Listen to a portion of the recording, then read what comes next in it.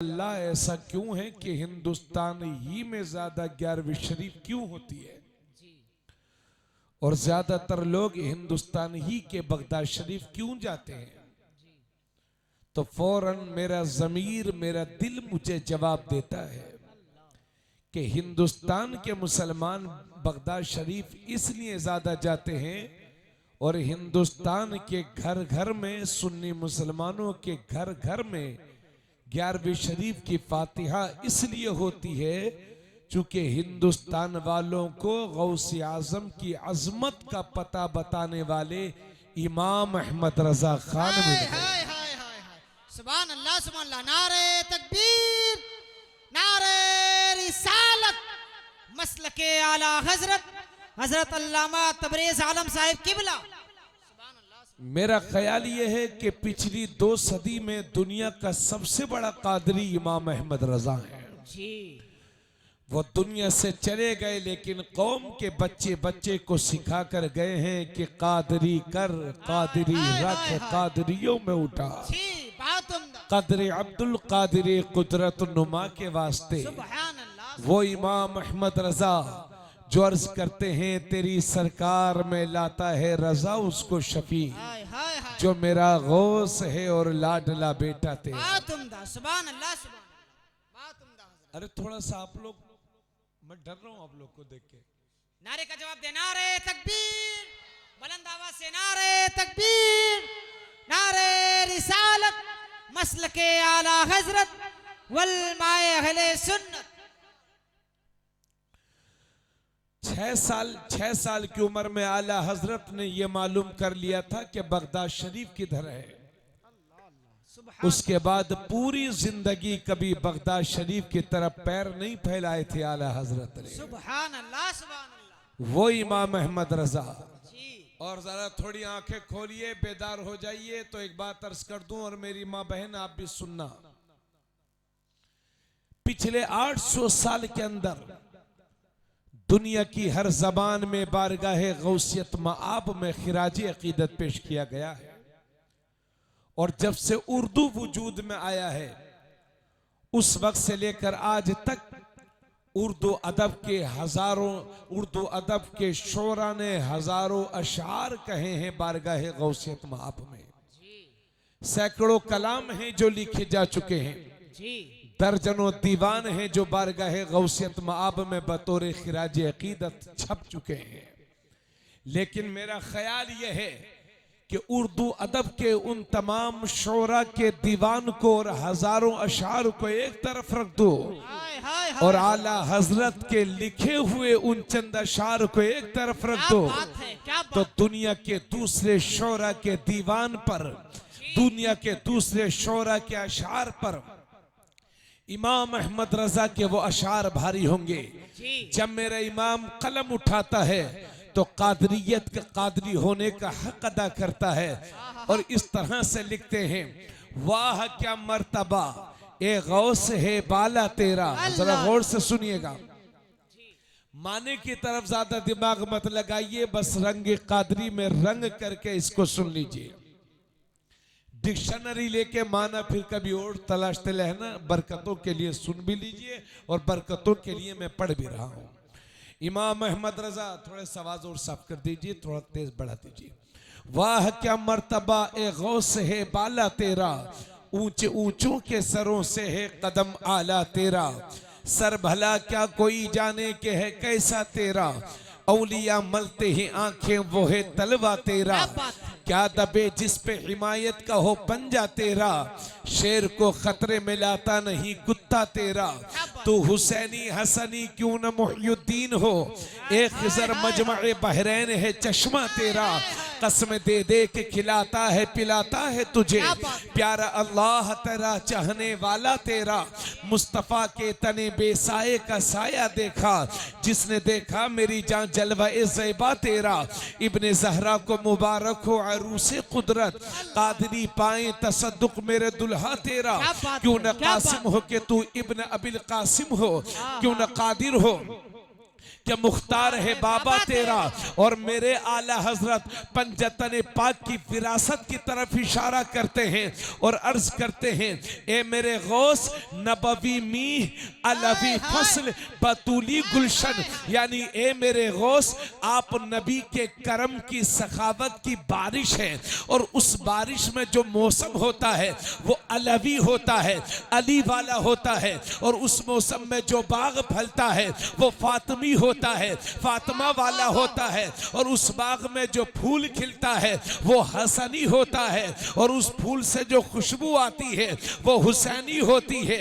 नबवी मी अलवी फसल बतूली गुलशन, हसनी फूल हुसैनी है महकना तेरा, नबवी सिल अलवी बुर्ज बतूली मंजिल, हसनी चांद हुसैनी है उजाला तेरा, नबवी खुर अलवी कोह बतूली मादिन, हसनी लाल हुसैनी है तजल्ला तेरा, तुझसे दर, दर से सग, और सग से है मुझको निस्बत, मेरी गर्दन में भी है दूर का डोरा तेरा, इस निशानी के जो सग है नहीं मारे जाते, हश तक मेरे गले में रहे पट्टा तेरा, मेरी किस्मत की कसम खाएं सगाने बगदाद, हिंद में भी हूँ तो देता रहूं पहरा तेरा, बद सही चोर सही मुजरिमो नकारा सही, ए वो कैसा ही सही है तो करीमा तेरा, फख्रे आका में रजा।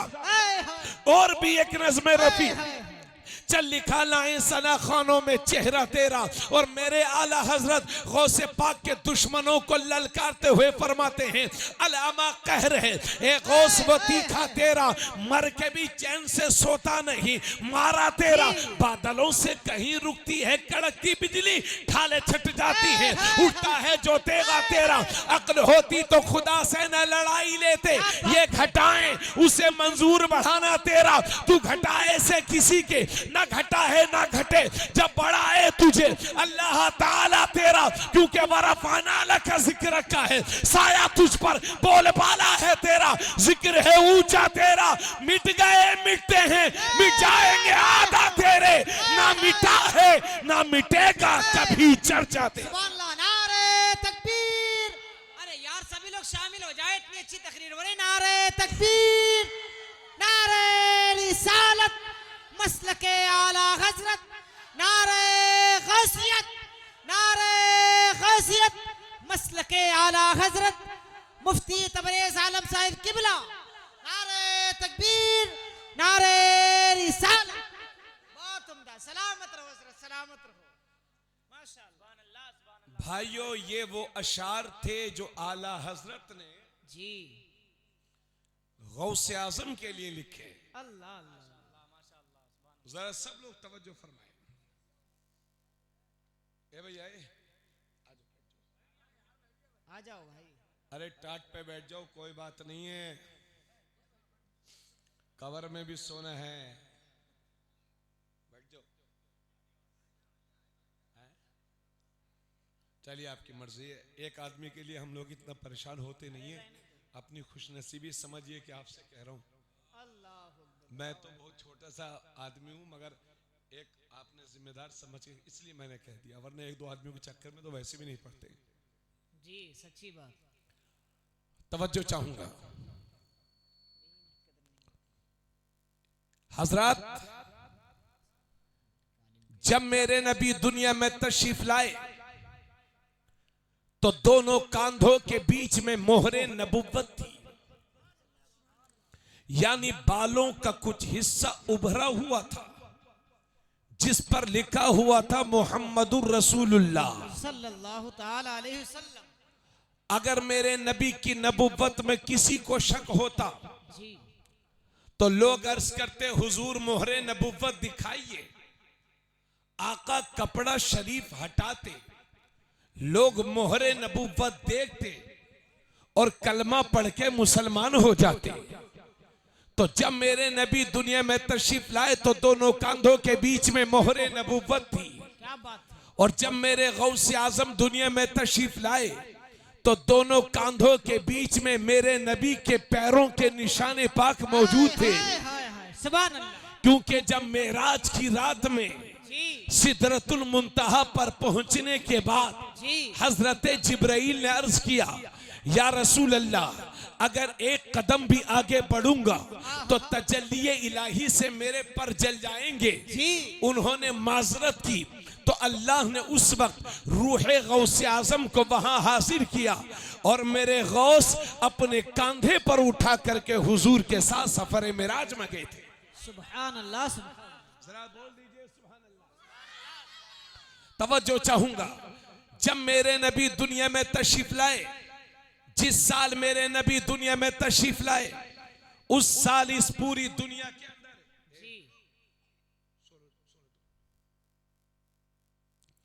जिस साल मेरे नबी दुनिया में तशरीफ लाए, उस साल पूरी दुनिया के अंदर अल्लाह ने कहीं लड़की नहीं अता फरमाई।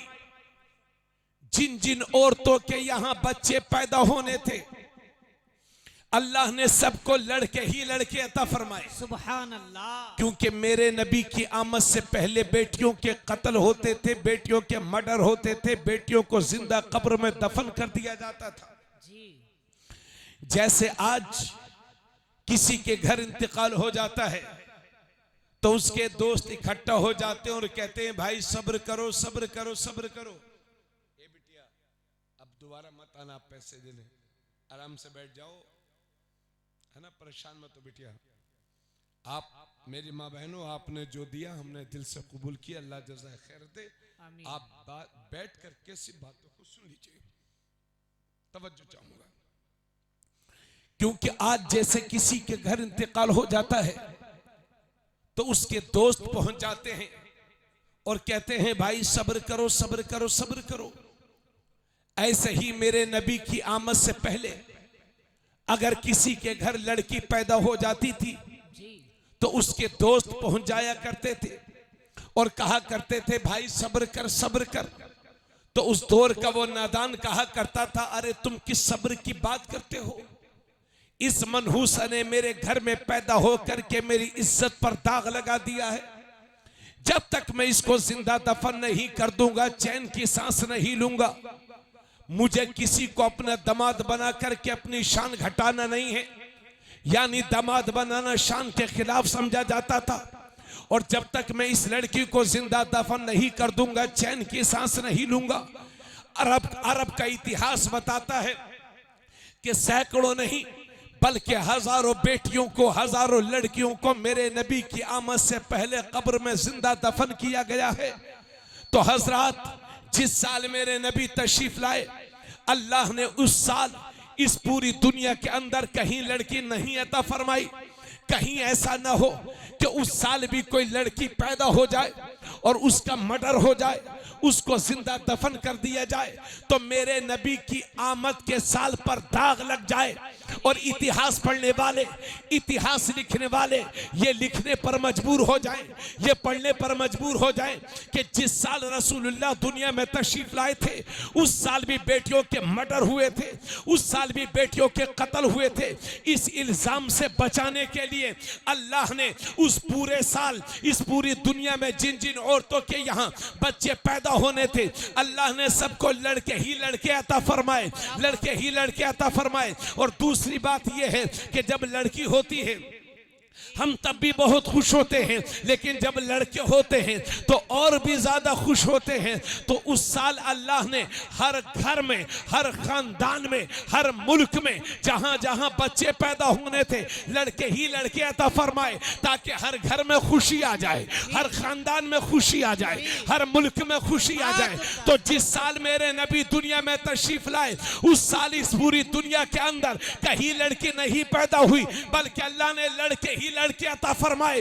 और नबी के करम से जिस रात में शहरे जिलान में मेरे गौस पैदा हुए, तारीख बताती है कि उस रात में पूरे शहरे जिलान में कहीं लड़की नहीं पैदा हुई, बल्कि जिन जिन औरतों के यहाँ बच्चे पैदा होने थे अल्लाह ने सबको लड़के ही लड़के अता फरमाए। और एक रिवायत ये बताती है कि जिस रात में गौसे आजम पैदा हुए, अल्लाह ने उस रात में 1100 लड़के अता फरमाए, 1100 लड़के। और हजरात, जब लड़के ज्यादा होते हैं तो कोई शराबी होता है, कोई कबाबी होता है, कोई डाकू होता है, कोई चोर होता है, लेकिन इतिहास बोलता है कि उन 1100 लड़के में ना कोई शराबी हुआ था, ना कोई कबाबी हुआ था, ना कोई जानी हुआ था, बल्कि जितने पैदा हुए थे अल्लाह ने सबको वली बना दिया था। नारे तकबीर, नारे रिसालत, मसलके आला हजरत,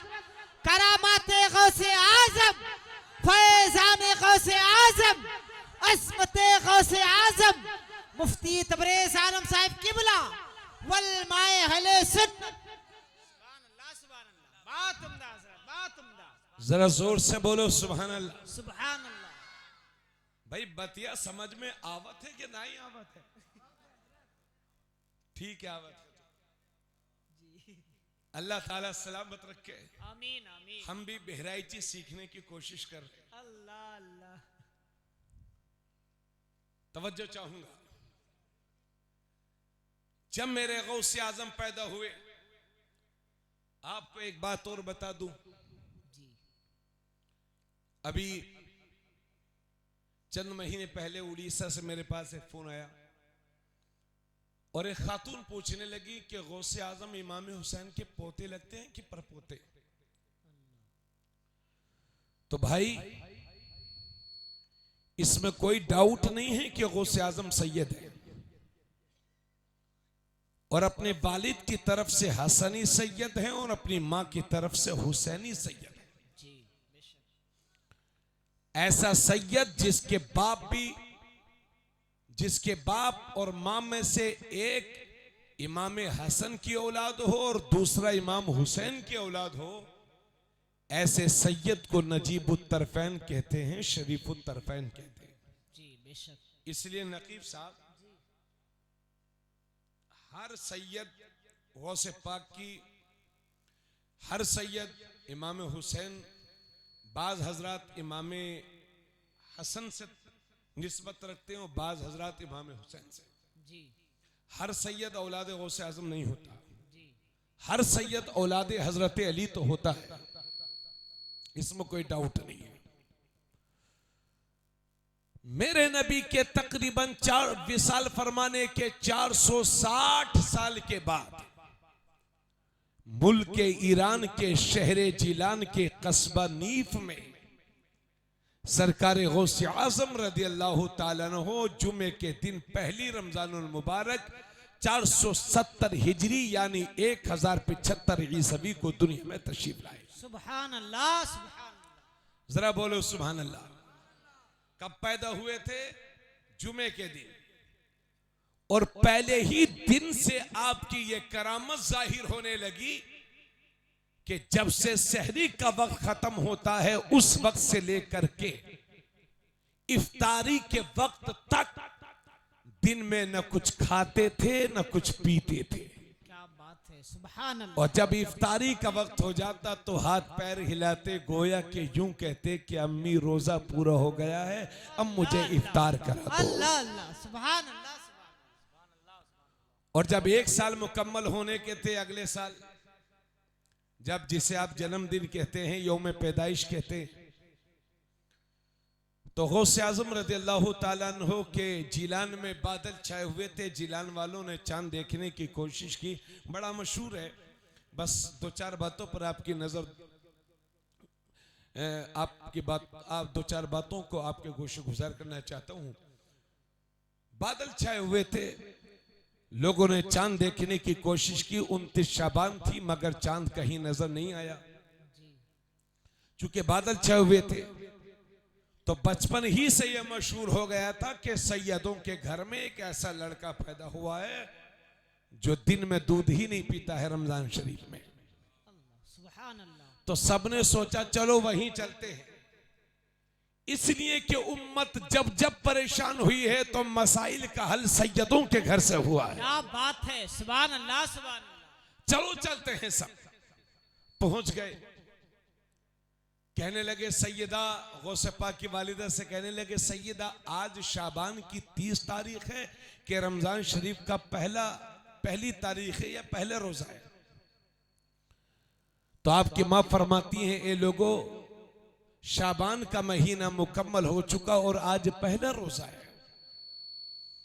तो लोग कहते हैं सैयदा क्या आपने चांद देखा है क्या? तो आपकी मां फरमाती हैं ए लोगों, मैंने चांद तो नहीं देखा मगर इतना जरूर देखा है कि आज सुबह से मेरे बेटे अब्दुल कादिर ने दूध नहीं पिया। क्या बात है, सुभान अल्लाह सुभान अल्लाह। यह है मियां गौसे आजम का बचपन। हालांकि 1 साल के थे, ये उनकी करामत थी। बाकी 1 साल की उम्र में तो बच्चों को मालूम भी नहीं रहता कि क्या रोजा होता है क्या नमाज। मगर कहने का मकसद यह है कि वो बचपन में भी रोजा रख रहे हैं और यहां 55 में भी रखने के लिए तैयार नहीं। अल्लाह। अभी आ रहा है रमजान शरीफ का महीना, अच्छे खासे मोटे तगड़े आदमी, उनसे कहो भाई साहब रोजा नहीं है क्या? बढ़िया माशाल्लाह चलने में एक नंबर, खाएंगे, खाने पे दावत दे दो तो माशाल्लाह हक अदा कर दे। उनसे कहो भाई साहब आपका रोजा नहीं है? अरे बोले वो हजरत मुझे डॉक्टर साहब ने मना कर दिया था, मुझे गैस्ट्रिक प्रॉब्लम है। एक लड़का मुझे मिला, नौजवान था, मुझसे भी कम उम्र थी। मैंने कहा भाई साहब रोजा नहीं रखती यार, रोजा रख लिया करो। तो कहने लगा हजरत क्या बताऊं, मैं भूख तो बर्दाश्त करता हूं, कर लेता हूं, मगर मुझसे बीड़ी के बगैर रहा नहीं जाता। यह है आज के दौर का मुसलमान के एक बीड़ी और जरा जरा सी बातों में रोजा छोड़ने के लिए तैयार है। और 70 बीमारियों के बहाने करने वाले लोग, तुमने दुनियावी डॉक्टरों की, फासिको फाजी डॉक्टर्स की तो मान ली। कल ही अखबार में पढ़ा गया है कि कहीं इसी अपने मुल्क ही में किसी डॉक्टर ने दिल का ऑपरेशन करने के बाद 250 लोगों के नकली पंप लगा दिए। तो ऐसे फासिको फाजिर डॉक्टर की तो मानने के लिए तैयार हैं, लेकिन अपने नबी की तालीम पर अमल करने के लिए तैयार नहीं। सुनो मेरे नबी फरमाते हैं कि रोजा रखो सेहतयाब हो जाओगे। क्या बात है, सुभान अल्लाह। मगर मियां गौसे पाक की 11वीं शरीफ तो खूब करते हैं, सुभान अल्लाह, अल्लाह ताला सलामत रखे, करते रहो। शायद रानीपुरवा में कोई गांव ऐसा नहीं होगा, कोई घर ऐसा नहीं होगा कि जिस घर में बड़ी पीर साहब की फातिहा ना हुई हो। क्यों भाई, हुई है कि नहीं हुई है ना? लेकिन गौसे पाक रदियल्लाहु ताला अन्हु ने ईशा के वुजू से फजर की नमाज 40 साल तक पढ़ी थी, ये आपको याद है? आखिरी उम्र के 15 साल वो गुजरे थे कि एक पैर का सहारा लेकर खड़े हो जाते थे और रुकू में तब जाते थे जब पूरा कुरान करीम तिलावत करके खत्म कर लिया करते थे। जरा थोड़ा सा बेदार होकर सुन लीजिए, कब अमल करेंगे हम उनकी जिंदगी पर। असल 11वीं सिर्फ खाना बना करके लंगर करने का नाम नहीं है। असल 11वीं गौसे पाक की सच्ची तालीम पर अमल करने का नाम है जी। और हमारी अकीदतें सच्ची हैं, बिल यकीन सच्ची हैं, हम मोहब्बत में भी पुख्ता हैं और हम नारे लगाते हैं कि गौसे आजम का दामन नहीं छोड़ेंगे और हम आशिक़ गौसे आजम हैं। मगर मैं मुसलमान तुमसे पूछना चाहता हूं, आप कैसे आशिक़ गौसे आजम हैं कि इश्क और मोहब्बत का दावा भी करते हैं और तुम्हारी मस्जिदें सूनी पड़ी हुई है। आज नमाजियों के लिए तरस रही हैं मस्जिदें और दावा गौसे पाक का दामन नहीं छोड़ेंगे। फजर नहीं, साबी गायब हैं। आ गए, बैठो इधर, आ जाओ भैया, बैठ जाओ। अल्लाह ताला सबको सलामत रखे। थोड़ा सा बोलते रहिए, बहुत ज्यादा खामोशी भी से भी डर लगने लगता है। कुफ्र और इस्लाम के दरमियान सबसे बड़ा फर्क नमाज का है मियां। अगर हजरत अल्लामा रहमतुल्लाह साहब किबला जरा गौर फरमाइएगा, अगर मुझसे कहें हजरत 5 मिनट ये बोल दीजिए, मैं इनकी बात को ना सुनूं, नजरअंदाज कर दूं, फिर ये मुझसे कहें, इन्हें लगेगा शायद मैंने सुना नहीं, तो फिर कहेंगे अरे मौलाना साहब मैं कह रहा हूं 5 मिनट और बोल दीजिए, मैंने फिर भी नहीं सुना, इनकी बात को नजरअंदाज कर दिया। फिर ये तीसरी बार मुझसे कहेंगे कि हजरत मुकर्रिर साहब रहमतुल्लाह ये कह रहा है कि आप 5 मिनट और बोल दीजिए और ये बोल दीजिए, मैं फिर भी ना सुनूं तो ये ऐसे नाराज हो जाएंगे कि शायद जिंदगी में कभी बोले कि ना। अगर ये 3 बार मुझे कोई हुक्म दे मैं अमल ना करूं तो ये हमेशा हमेशा के लिए नाराज हो जाएं। तो सोचो तो सही, मेरा रब कुरान में 700 बार मुख्तलिफ सेगों के साथ नमाज का जिक्र फरमा रहा है। क्या बात है सर, क्या नुक्ता। फिर भी हम सजदे नहीं करेंगे तो रब की रहमत रूठेगी कि नहीं। आज मुसलमानों पर जो आफतें आ रही हैं उसकी वाहिद वजह यह है कि हमने अपने रब के हुजूर सजदे करना छोड़ दिए हैं। हम अल्लाह के हुजूर नहीं झुक रहे हैं, अल्लाह के लिए सजदा नहीं कर रहे हैं, तो दर बदर झुकना हमको पड़ रहा है। इसलिए अगर दर बदर से छुटकारा चाहते हो तो वह माबूद हकीकी के लिए सजदा करने के आदी हो जाओ। क्या बात है, जरा तवज्जो चाहूंगा। अल्लाह के नबी सल्लल्लाहु अलैहि वसल्लम ने इरशाद फरमाया था, ए मेरे सहाबा, जब तुम्हारे बच्चे 7 बरस के हो जाएं तो उन्हें नमाज का हुक्म करो, और जब 10 बरस के हो जाएं तो उन्हें मार मार करके नमाज पढ़ाओ। सुन रहे हो? जुमे के दिन से एक नमाज नहीं पढ़ी है तुमने बेशक वालों ने। अल्लाह ताला हिदायत नसीब करे, वाकई नहीं पढ़ी होगी। लोग नमाज पढ़ते ही कहें भाई, अल्लाह ताला हिदायत दे हम और आपको सबको। और जिस तरह से मर्दों पर नमाज फर्ज है मेरी बहन, इसी तरह से तुम पर भी नमाज फर्ज है। औरत लड़की कम से कम 9 साल की उम्र में बालिग हो सकती है, और 15 साल में उसको बालिग मान लिया जाता, 12 साल में भी बालिग मान लिया जाता। और लड़का कम से कम 12 साल और 12 साल से 13-14 साल में अगर अलामत जाहिर होती हैं तो बालिग माना जाएगा, वरना 15 साल में वो बालिग हो चुका है। बालिग होने के बाद मर्द और औरत दोनों के लिए नमाज जरूरी हो जाती है जिंदगी की आखिरी सांस तक। हाँ, औरतों के लिए कुछ माहवारी के अय्याम में छूट दी गई है, औरतों पर नमाज माफ है। महीने में जिन दिनों इन्हें खून आया करता है जिसे हैज कहते हैं, उन दिनों में नमाज औरतों पर माफ है। और निफास की सूरत में, यानी बच्चा पैदा होने के बाद जो औरतों को खून आता है उसे निफास कहते हैं, जिसकी कम से कम मुद्दत मुतय्यन नहीं है, और ज्यादा से ज्यादा मुद्दत 40 दिन तक है। बच्चे की पैदाइश के बाद औरत को जब तक 40 दिन के अंदर अंदर तक जो खून आएगा, उस सूरत में औरतों पर नमाज माफ है। उसके अलावा जिंदगी की आखिरी सांस तक औरतों पर मर्दों पर नमाज माफ नहीं है। जरा थोड़ा सा बेदार होकर सुन लीजिए भाई। तो मेरे नबी इरशाद फरमाते हैं, जब तुम्हारे बच्चे 7 बरस के हो जाएं तो उन्हें नमाज का हुक्म करो, और जब 10 बरस के हो जाएं तो उन्हें मार मार करके नमाज पढ़ाओ। लेकिन डंडे से नहीं मारना है, तमाचा मार देना है, डांट देना है, ताकि आपका बच्चा नमाज का आदी हो जाए। हालांकि ये हमारे उलमा हुफाज कुर्रा बैठे हुए हैं, इनसे पूछिए तो ये बताएंगे कि 10 साल के लड़के पर नमाज फर्ज नहीं होती,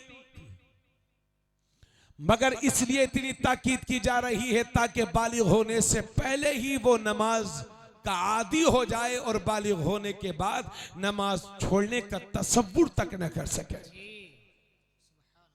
सब लोग बिल्कुल दिमाग को हाजिर रखें। साथ ही साथ अल्लाह के नबी ने यह भी फरमाया कि जब तुम्हारा लड़का 10 बरस का हो जाए, तुम्हारे बच्चे 10 बरस के हो जाएं, तो उन्हें मार मार करके नमाज पढ़ाओ और उनके सोने के बिस्तर अलग कर दो। यानी 10 साल उम्र होने के बाद कोई भी बहन अपनी भाई के साथ ना सोए और कोई भी भाई अपनी बहन के साथ ना सोए। बच्चे 10 बरस के हो जाएं तो उनके सोने के बिस्तर अलग अलग कर दो। सर्दियों का मौसम आ रहा है, लोग ख्याल नहीं करते, इसका ख्याल करिएगा क्योंकि ये मेरे रसूल का इरशाद है। सोशल मीडिया का दौर है, सारी तरह की खबरें हम और आप सोशल मीडिया पर पढ़ते हैं, इसलिए 1400 साल पहले मेरे नबी ने जो फरमाया था, आज भी जरूरत मेरे नबी के फरमान पर अमल करने की है। बच्चे 10 बरस के हो जाएं, उनके सोने के बिस्तर अलग कर दो।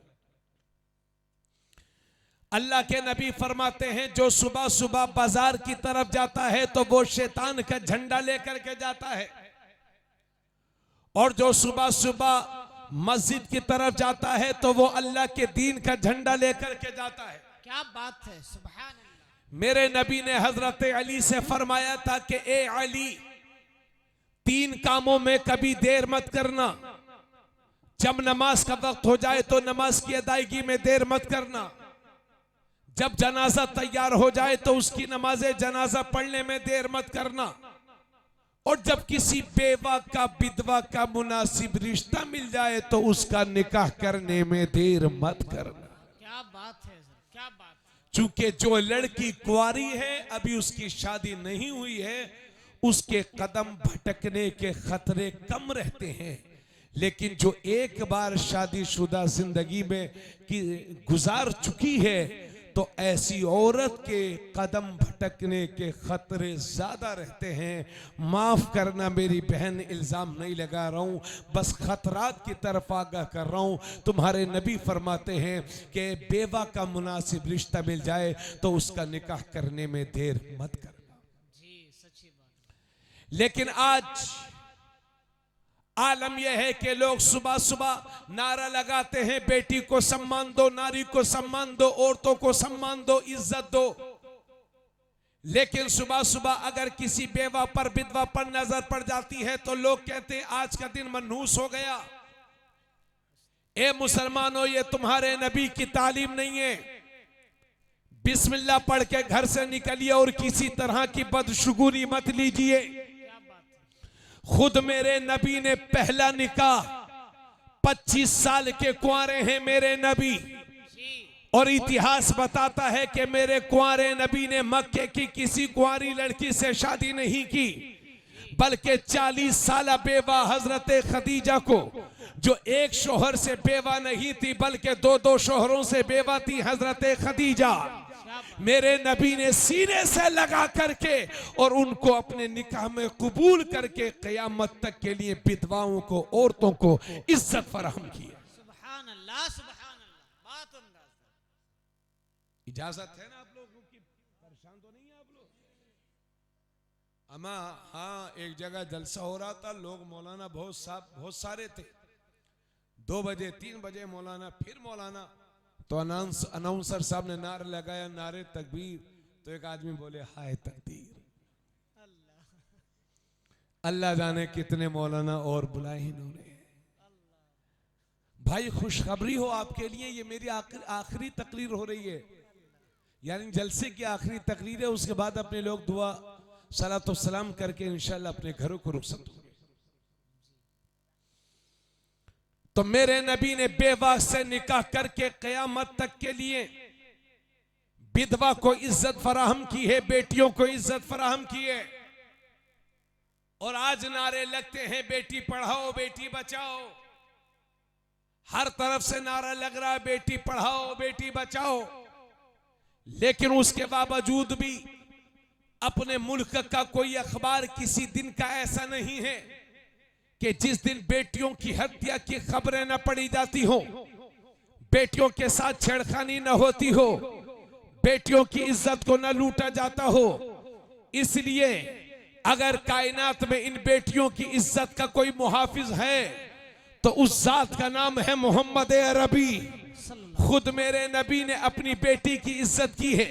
जब मेरे नबी तशरीफ फरमा होते और इतने में हजरत फातिमा तशरीफ लाती तो मेरे नबी अपनी गद्दी से उठ कर के खड़े हो जाते और अपनी जगह पर अपनी बेटी सैयदा फातिमा ज़हरा को बिठाया करते थे। सुभान अल्लाह, सुभान अल्लाह। तिरमिजी शरीफ की हदीस है, जिल्दे सानी है, सफा नंबर 13।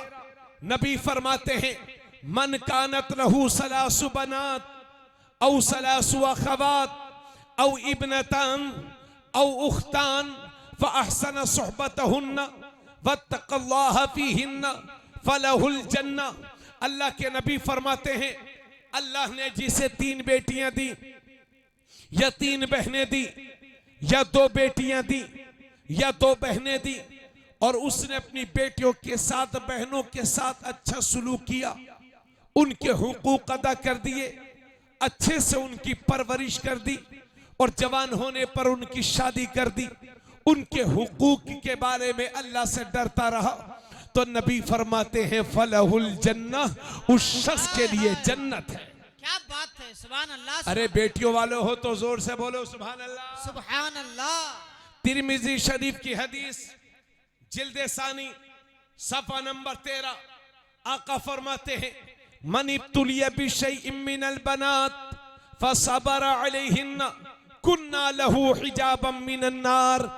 अल्लाह के नबी फरमाते हैं कि अल्लाह ने जिसे बेटियां दी और उसने अपनी बेटियों पर सब्र किया, इज्जत व आबरू के साथ उनकी परवरिश कर दी, नबी फरमाते हैं कि क़यामत के दिन उसकी ये बेटियां उसके लिए जहन्नम से पर्दा बन जाएंगी।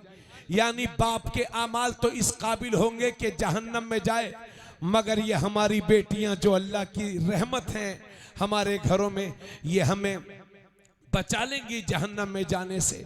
एक बार अल्लाह के नबी ने, गौर से मेरे हाथ को देखिएगा, अल्लाह के नबी ने दाहिने हाथ की ये 2 उंगलियां उठाई और उंगली उठाने के बाद इरशाद फरमाया, मन आला जारियतैन, जिसने 2 बेटियों की परवरिश की तो वो और मैं।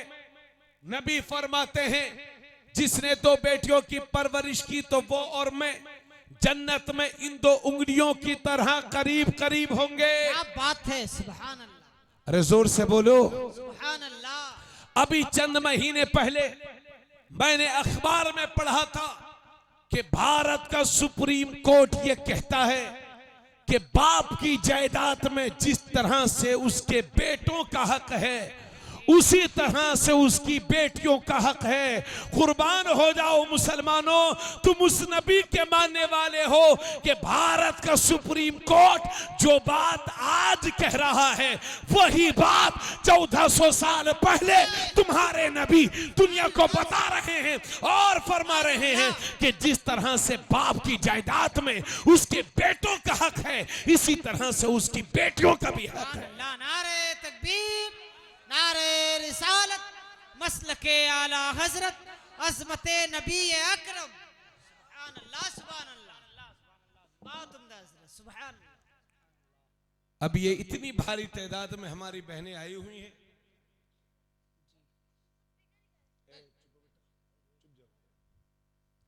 थोड़ी सी देर और सुन लीजिए, असल में वक्त ज्यादा हो गया है और बहुत ज्यादा भी नहीं हुआ है, लेकिन चलिए अल्लाह ताला सलामत रखे आपको। मेरी बहन, अगर कायनात में सबसे ज्यादा तुम पर किसी ने एहसान किया है तो वो मेरे आका की जात है। क्या बात है, बहुत उम्दा। इसलिए तुम्हारी ये जिम्मेदारी बनती है कि अपने मोहसिन की तालीम पर अमल करो। जी बेशक। अब जरा मेरी बातों को गौर से सुनिए। बहुत उम्दा पैगाम है हजरत। आपने गौसे पाक के बारे में सुना होगा कि गौसे पाक के वालिद सैयद मूसा उनका नाम था। अबू सालेह जंगी दोस्त सैयद अबू सालेह मूसा जंगी दोस्त उन्हें कहा करते, यानी सैयद मूसा नाम था, अबू सालेह उनकी कुनियत थी और जंगी दोस्त उनका टाइटल था। कई दिन से रोजे से थे, दरिया में बहता हुआ एक सेब आ गया। बड़ा मशहूर वाकया, आपने बार बार सुना होगा, वाकया दोहराना मकसद नहीं है। उठा करके खा लिया। बेटे चलो छोड़ो, सुनना हो तो सुन लो बेटा, नहीं तो चले जाओ घर, क्यों परेशान कर रहे हो मुझे, है ना। अभी तुम लोग बच्चे हो, समझते नहीं हो। तो मैं ये अर्ज कर रहा था कि एक सेब उठा करके खा लिया। आप जानते हैं ना सारी बातें। तो जब सेब उठा करके खा लिया तो सोचने लगे, अल्लाह मैंने मालिक की इजाजत के बगैर खाया है। अल्लाह का खौफ दिल में बैठ गया और जिधर से सेब बहकर के आया था, दरिया के मुखालिफ समत जिधर से सेब आया था, उधर ही जाना शुरू कर दिया। देखा कि एक पेड़ की कुछ शाखें जिस पर सेब लगे हुए हैं और दरिया की तरफ वो झुकी हुई है। आप समझ गए कि यहीं से टूट करके गया होगा। पता किया किसका बाग है, मालूम हुआ कि हजरत सैयद अब्दुल्ला सोमई का है, जो गौसे पाक के नाना जान है। सुभान अल्लाह। आप उनके करीब गए और फरमाते हैं, हुजूर मैंने एक सेब खा लिया था दरिया से उठा करके, और ऐसा लगता है कि वो सेब इसी दरख्त से टूट करके गया है, हुजूर मुझे माफ कर दीजिए। तो चोर चोर को पहचानता है, शराबी शराबी को पहचानता है, डाकू